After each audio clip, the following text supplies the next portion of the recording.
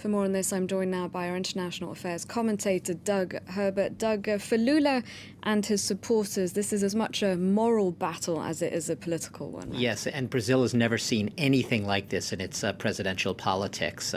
Literally an election where, depending on where you stand, Lula's predicament is either a politically motivated vendetta to prevent him from ever holding office again, or it is justice served after he was convicted.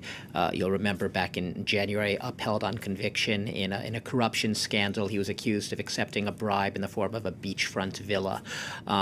What's interesting about this is often when you hear politicians, crying conspiracy plots against them, you have to sort of scratch the surface and you have to say, what's up there? And look, you look at this case here and you say that, Lula has quite a point because, for one, even the judge himself who convicted him was sort of had to acknowledge the fact that there was no absolute concrete proof of any corruption or wrongdoing on his part.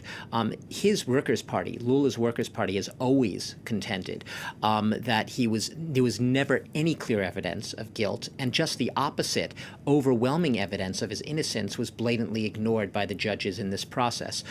So a very interesting sort of phenomenon here. We've seen Brazilian society lurching to the right. We've seen after the years of Lula, which you'll remember was followed by his handpicked successor, Dilma Rousseff, who herself then was impeached, not on corruption charges, but for budgetary, tinkering or whatever. They've been out of power, a real rightward lurch in society. So they're really, I believe that there is a lot of credibility to the claims when Lula says that there seems to be a very entrenched part of society, Brazilian society, very divided, polarized right now about this, to keep him from being able to be president again. And that's going to be up. They're going to go through all the appeals they can to see that he can remain on the ballot. Now, Lula hasn't been in power for nearly a decade, and yet he's still hugely popular. Why is that? Absolutely hugely. First of all, Barack Obama once called him the most popular politician on earth, you might remember. When he left office, 2011, he had a record high approval rating, 87%. I mean, that's like Stalinist, right? in the numbers there.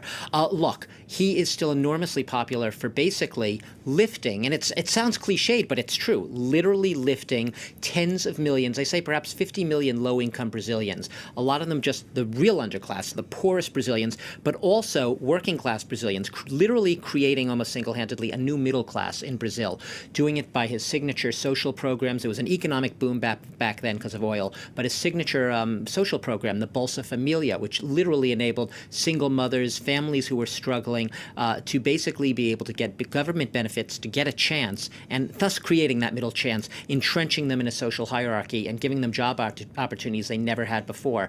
So literally tens of millions empowered, enfranchised in Brazilian society. Those are people who still remain extremely devoted to Lula, even nearly a decade after he was in power. Nearly a third of them would vote for Lula if he is able to run. So he is right now the presumed front runner, even though he has not been it's not been determined whether or not he will, in fact, be able to keep his name on the ballot.